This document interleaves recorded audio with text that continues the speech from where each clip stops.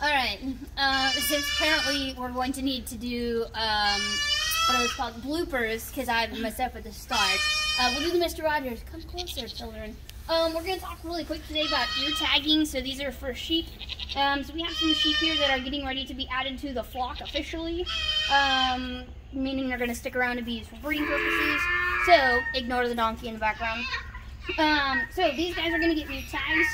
And basically, when I'm putting new tags in my sheep, I've got my name up at the top, so this is going to be what we call our flock tag, so all of my sheep have these. So I've got the name at the top, so that way we can kind of keep track of who they belong to. They've got their number at the bottom. All of my sheep have either a 4 or 5-digit number. Typically, if I end up getting them from somewhere else, they're going to have a 5-digit number, just because I like all of the sheep born in the same year to start with the same number. So all of the sheep that are born in for the 2020 season all have 20 to start their tag. So in this case, this sheep happened to have been purchased, and her tag when I got her was 0324. To make sure that I can remember she was in 2020, I added a 2 in front of it. Most of the rest of these sheep that we're going to tag here, they already have my tags, my Scrapie tags in them. And so basically I use the Scrapie tag number on the bottom, and we'll talk about, or at the back end, we'll talk about Scrapie in just a second. But then I always want to make sure I know what year it is just to be consistent. So you'll kind of see the rest of these tags here in just a sec. But we've got our tagger. So we've got the front side, the back side. We call this the button of the tag. This is what our ear tagger looks like. This is just simple all-flex ear tagger. So we're going to make sure that we put this in the correct direction, which is the only way it fits. The other thing that I do on my tags, besides their main number on the front, I also put their number on the button. So if we're looking at it from the back, we can kind of see it. And then on the back side of their tag, I kind of put their name or kind of nickname what we call them in case they've been shown or something, a student has named them. We can keep track of them a little bit better. And then I also try to put something of their genetics on the back. So this sheep was sired by Fighter. That's how we actually say that. And her nickname when she was actually shown was Beth Dutton. So Yellowstone fans rejoice. But anyway, so we take our tag, we're going to push down on the button, we're going to slide the front of the tag into here so that it clips into place. We're going to take our button, we're going to put it up on the pin. I always double check to make sure things are lined up evenly, but don't squeeze down, because if you squeeze down and clamp it together, you just wasted your tag, and that was kind of pointless. So we've got our tag loaded and ready to go. In the case of this sheep, she already has 2 ear tags. I don't like to make extra holes in the ear if necessary, so since this is her Scrapie tag, we can't take that out. That has to stay in her ear. So a Scrapie tag basically is the flock of origin. So where did the sheep originate from? Now the point of these tags is to help eradicate Scrapie, which is pretty much gone in the US anyway. Scrapie is a neurological disease. In deer it'd be the same as chronic wasting disease. In humans it'd be like Creutzfeldt-Jakob's disease, or in cattle it'd be like mad cow disease.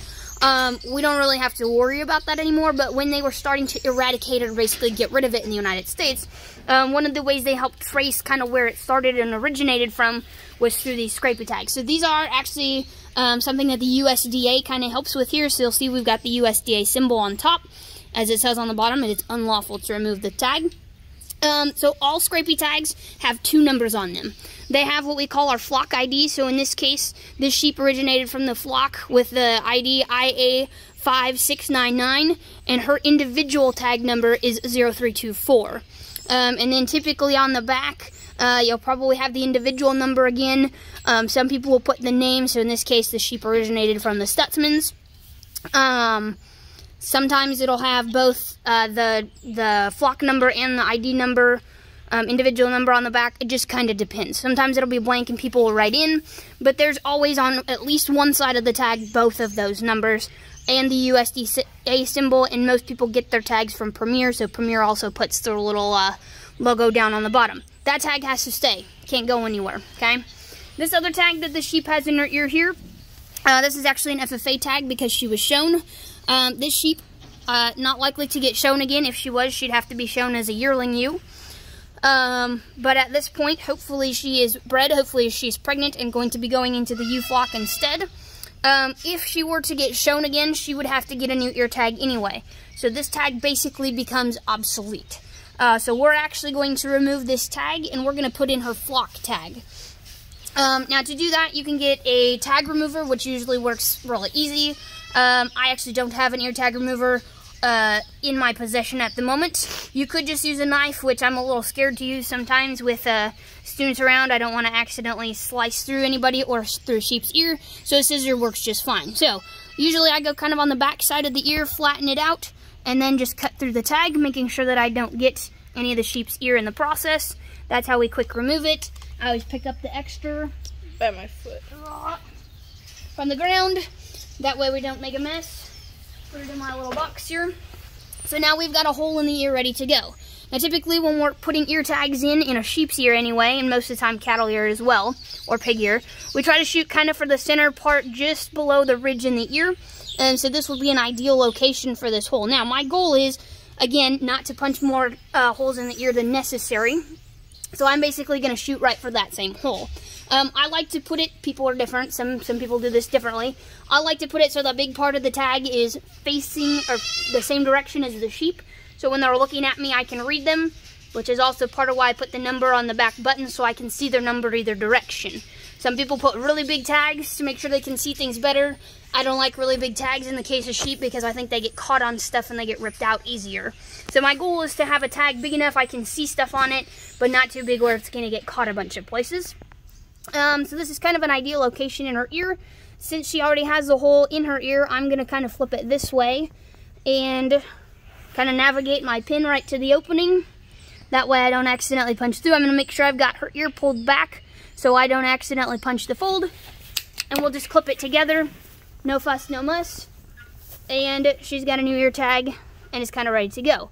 Now, typically, if you are starting a brand new tag in their ear, it's basically going to feel the same as you getting an earring. It's going to hurt for just a short bit, and then it's over. Not have to worry about anything. Ear tags are by far the most popular way of identifying sheep. Other ways you could do that would be to give them ear notches, but there's not a universal ear notching system in sheep like there would be in hogs. Tattooing isn't really a super popular thing just because it's hard to read tattoos when you're doing stuff quick. Paint branding is good, but it's usually for very temporary things. Basically, you just dip your brands in the paint, put them on the wool, and it leaves a colored number on. Or in some cases, if it's temporary for stuff, you could use a can of spray paint, or something like that as well. But anyhow, those are kind of some different ID methods that we can use in sheep. You guys saw what it's like to put in an ear tag. We're going to keep rolling.